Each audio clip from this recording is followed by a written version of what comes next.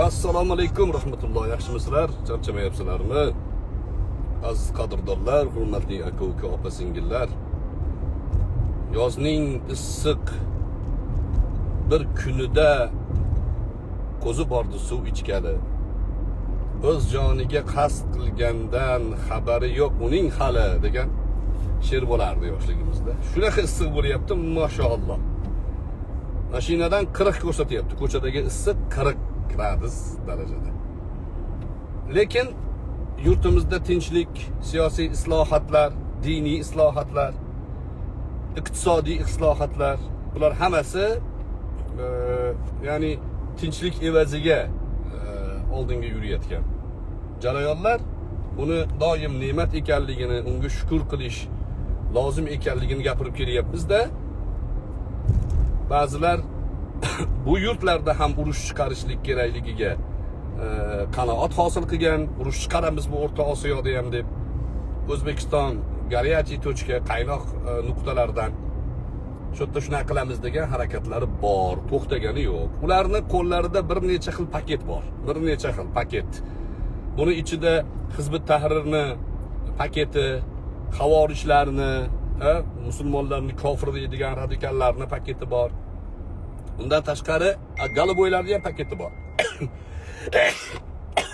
Alhamdulillah. Ular ham bitta paket.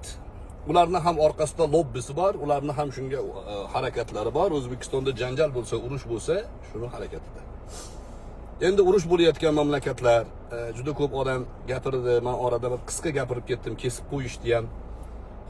Bu Eron bilan Izrail o'rtasidagi hodisalarni o'yin bu degan ma'noda gapirdim. Endi buni tahlili kerak do'stlar.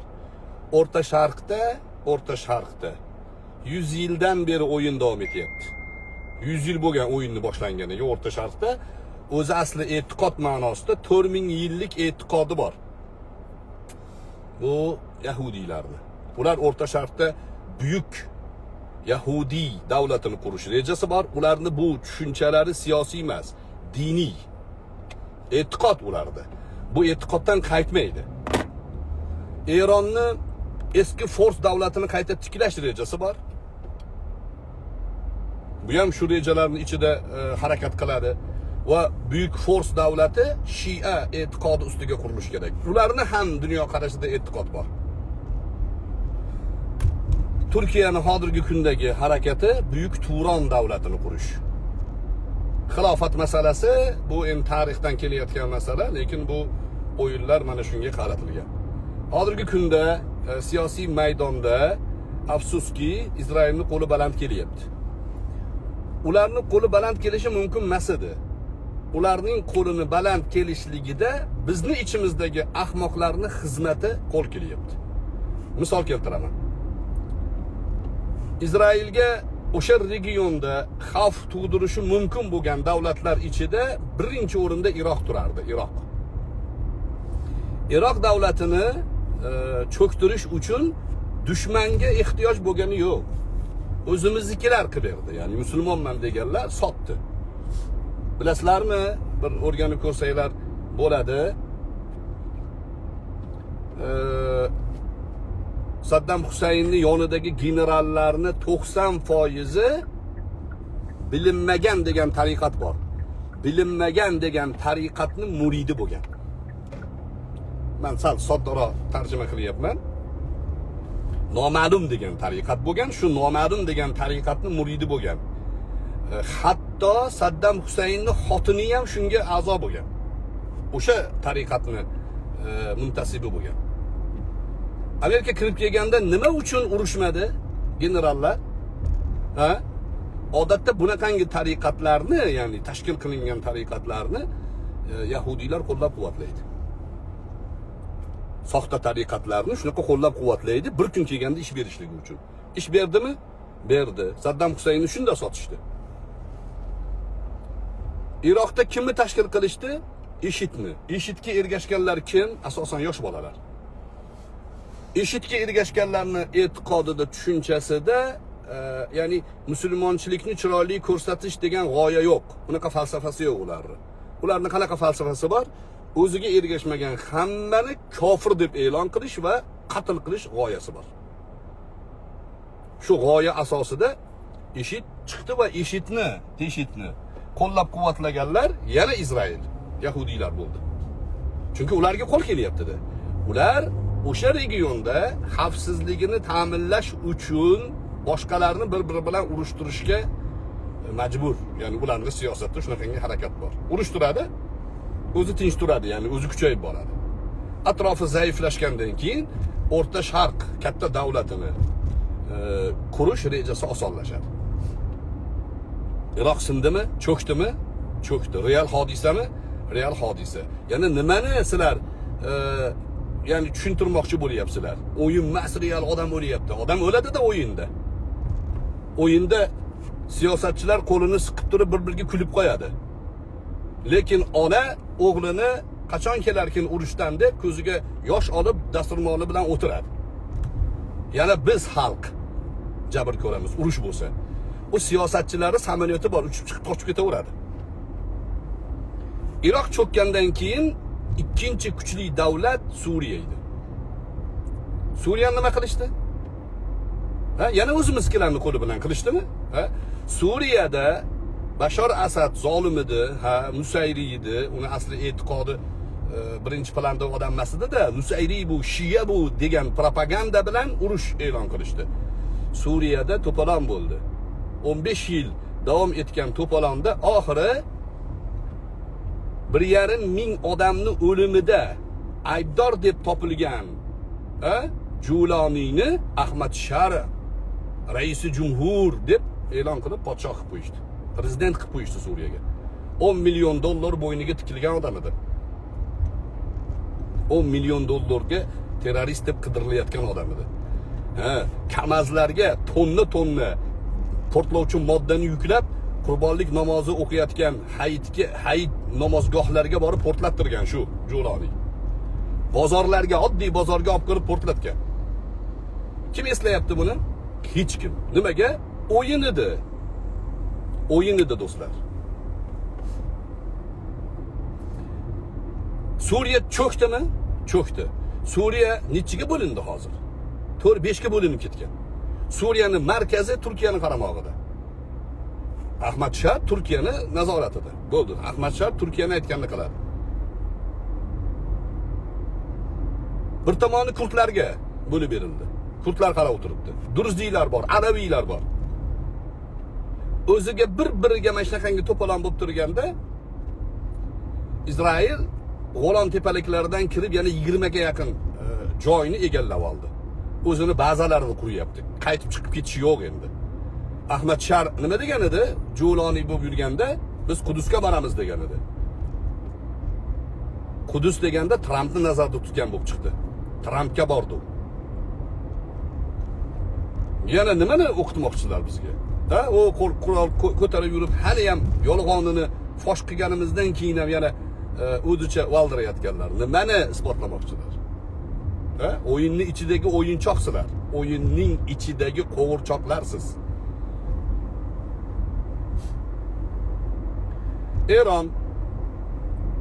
Eron davlati qayerda qurilgan? Eronning hozirgi kundagi Xamaniy boshlig'idagi hukumat qayerda qurilgan? O'qing, o'rganing tarixini. Eronda qurilganmi? Chuchvarani ham sanayapsiz.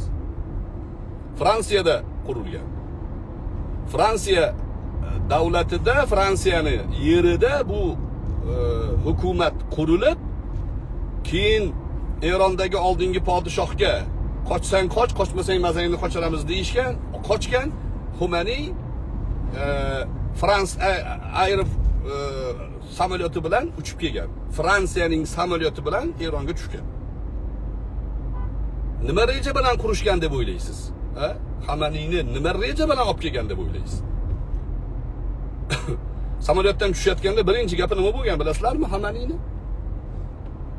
Xamaniy samolyotdan tushayotganda birinchi gapi Siyonist davlatga qarshi mujodala qilaman, jang qilaman, Siyonist davlatini kartadan o'chiraman deb tushgan. Bu nimadan signal? Izrail davlatini rasman xavf ostidagi davlat qilib ko'rsatish uchun o'ynalgan o'yin bo'lgan. Hozirgi 10-15 ta, 200 ta, 300 ta odamni o'ldirib qo'ygan narsasini hisobiga ha biz Izrailning zulmi uchun uni yomon ko'ramiz-da, unga tosh otgan odamni xiyonatini kechirmaymiz. Bu Eronni, shialarni, rofizalarni xiyonatini ko'rganmiz biz. Bizni xalqimiz, bizni boshqa millatlar ko'rgan. Qancha odamlarni qirishgan. Izrail armiyasi Falastinda qanaqa qirgan bo'lsa, Eron o'zini atrofida shunaqa qirg'inlar degan. Izrailning zulmi hammani tomog'iga kettiribdi-da, shuning uchun aytayaptiki, Eronga malades deb.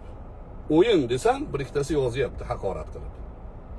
Haqorat qilganlar o'ziga qaytadi-da, onasini o'zi haqorat qilgan bo'lib chiqadi-da. Lekin sizlarga bu tahlillarni xulosasini aytyapman. Turkiya so'zda, gapirishlikda Izrailga qarshi eng qattiq gapirgan davlat sifatida ko'rinadi. Lekin musulmon mamlakatlar ichida Izrail bilan oldi-berdi qilishlikda birinchi o'rinda turadi Turkiya. Turkiya birinchi o'rinda turadi.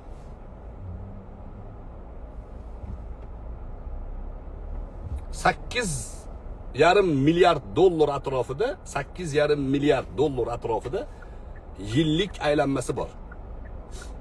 İsrailning benzinini, İsrailning suvini, İsrailning yuklarini Turk kemalari tashib beradi. Turk kemalari tashib beradi. Turkiya nima uchun Hamasga gaz berdi? Savol. Bu Turk siyosatchilarining ham tahlilida bor bu gap. Nima uchun deyapti? Bu Falastinda bu Ahmad Abbosmidi? Mahmud Abbos boshchiligida rasman tan olingan hukumat bor. Falastinda rasman tan olingan hukumat bor. Mahmud Abbos raisi uni. Hamas rasman tan olinmagan. Nima uchun Hamasga aytilmadiki, sen qo'shilgin, rasman tan olingan tomonga qo'shilgin, sanlarni himoya qilaylik deyilmadi. Hamasga gaz berildi, yem qilindi. Qancha 50,000 odam, bolalar, yoshlar, ayollar o'ldi. O'yin bu do'stlar. Endi o'yin aylanib o'rgilib, sekin endi vazifalari bajarildi. Iroq sindi, Suriyani qo'g'irchoqqa berishdi. Endi Eron kerakmi, kerak emasmi? Bu tahlil qilinyapti. Urilgan bombalar, urilgan narsalar hammasi ya'ni 2 kun, 3 kun oldin ogohlantirib qo'yilgan narsalarni olib chiqib ketinglar deyilgan, keyin urilgan bo'lib chiqyapti. Trump aytgan edi, men prezident bo'lsam urushlarni to'xtataman degan edi. Aytgan gapiga teskari yurdi. Nimaga? O'yinga majbur. Izrail maqsadidan voz kechadimi? Yo'q. Nimaga? E'tiqodi uni. 4000 yillik e'tiqod ularida. Voz kechmaydi, mumkin emas voz kechisi. Izrailga yetarli bir davlat chiqadi, unga qarshi o'sha o'qigan harakatni mislini qaytaradi, keyin to'xtaydi bular. Bunisi to'xtamaydi. Hadaf, ya'ni mo'ljal Turkiya. Turkiyaga qarab kelyapti hozir bular. Turkiya ko'zini ochishi mumkin endi. Turkiya ham yetarli qurollangan hozirgi kunda. Lekin o'sha parda orqadagi kelishuvlar qaysi darajaga kelgan, uni hal qilishgandan keyin Turkiyaga agar hujum bo'lsa, muammo yechilishi mumkin. Agar qiyomat yaqin bo'lib qolgan bo'lsa, Imom Mahdi chiqadigan bo'lsa, bu zolimlarning uddasidan biz chiqishimiz kerak bo'ladi. Imom Mahdiga ergashib. Chunki xabarlarda shunaqa kelgan. Ya hali Imom Mahdiga hali bor chiqishiga bo'lsa, unda kimning chekiga tushadi, lekin albatta yo'q bo'ladi. Meni taxminim bo'yicha 2048-yilgacha Izrail degan davlat qolmaydi. Taxmin bu, siyosiy ko'rish. Nimaga bunaqa deyapsiz desangiz, Izrail davlat sifatida yahudiylar 100 yil yashay olmagan tarixdan. Tarixdan hozir shu kungacha 100 yil yashay olmagan. Hozirgi davlat 1948-yilda qurilgan. Kissinger 2025-yilda Izrail yo'q bo'ladi degan edi. Kissingerni bilasizlar, Amerikani maxsus odamlaridan. Mana shu tahlil qisqaroq mashinada aytib ketyapman men. Albatta shaxsiy tahlillar, meni gaplarim qaysidir rasmiy tashkilotni fikrini ifoda qilmaydi. Abror Muxtor Ali so'z erkinligidan foydalanib o'zining siyosiy fikrini aytyapti. Noto'g'ri bo'lishi mumkinmi? Mumkin. To'g'risini siz ayting, tahlillarda uchrashamiz. Yaxshi bo'ladi. Yuqorida aytganimdek, Izroil bilan Eron urushar ekan, biz Eronga qarsak chalib, "O, barakalloh qutqaruvchi ekan" demaymiz. Bular zotan ular bilan bir edi. Eron davlatini qurilishida Abdullah ibn Saba degan odam rol o'ynaydi. Abdullah ibn Sabani qidiringlar. YouTube'dan yoki Google'dan yoki ChatGPT'dan so'ranglar. Abdullah ibn Saba oxirida ayin bo'ladi. Yoki miyakkiznak bo'ladi, ayin emas, miyakkiznak bo'ladi. Qidiringlar kimligini. Eron davlati kim tomonidan qurilgan? Hozirgi kunda ustozlar aytishardi, dunyoda ikkita buyuk yolg'on bor. Ishi chiqqan paytida aytishgan edi. Birinchisi Iroq va Shom islom davlati, eng katta yolg'on. Islom davlati emas, islomga aloqasi yo'q ularning. Islomni shunaqa xunuk ko'rsatish uchun qilishgan. Ikkinchisi Eron islom davlati. Islom davlati deb taqdim qilishgan. Yolg'on deyishardi. Biz zulmga qarshimiz. Zolim bilan zolim urushayotganda, nargi zolimni yaxshi ko'rishga majbur emasmiz. O'zi aslida diplomatik yo'llar bilan hal qilish kerak. Meni ham taklifim shunaqa. Meni taklifim qayoqqa borardi demaysizmi? Biz aytib qo'yaveramiz, chumoliga o'xshab. Chumoli ko'targan og'izdagi suv gulxanni o'chirishi muhim emas. Muhimi tarafimiz, do'stlar. Biz tinchlik tarafdorimiz. Mana shu narsadan kelib chiqib bir mantiqni aytib qo'yay. Kecha oldingi kuni galoboylikni targ'ib qilayotgan bir isqir NID Plus'ni O'zbekistonga sotayotgan ekan, katta miqdorda sotilyapti ekan. Ba'zilar Munis Rizayevga o'xshaganlar reklama qilyapti ekan. Shunda men ogohlantirdim. Vodiylik bitta kosmetolog ayol Jasmina xonimga rahmat olib kelib berdilar, deyapti. Voy. Jasminni kim aytdi xonim deb? O'y vodiylik. Opaginam, sizni aka desam to'g'ri bo'ladimi? Ha, sizni aka desam to'g'ri bo'lmaydi, to'g'rimi? Jasmin xonim emas u. Uni ati Muzaffar. Qancha Muzaffar degan zo'r o'zbek xalqini yigitlariga nomus keltirayotgan ism. Xonimmish. Kecha chiqib olib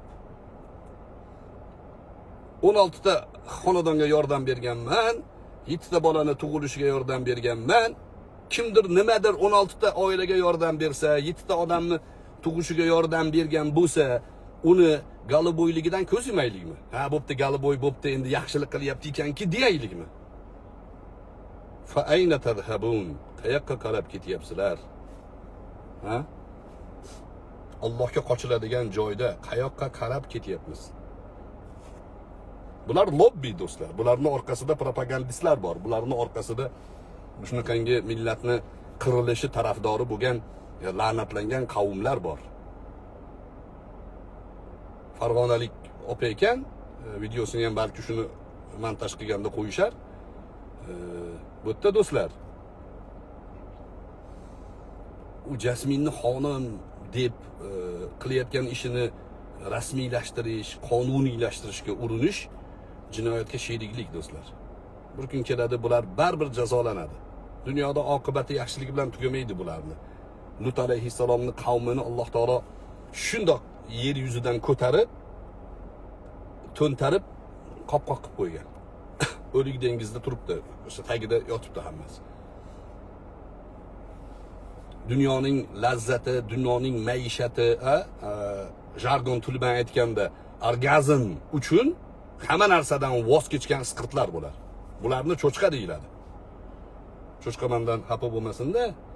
Cho'chqani orgazmi 30 minut davom etar ekan. Nimaga desa, halol haromni ajratmasdan yegani uchun. Mana shu lazzat uchun cho'chqa bo'lishga rozi.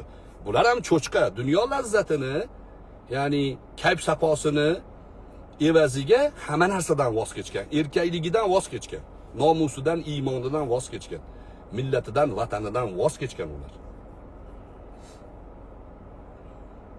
Shularni men ogohlantiray dedim. Bugun shaxmat bo'yicha Uschess Cup turniri bo'lyapti. 4-tur tugadimi?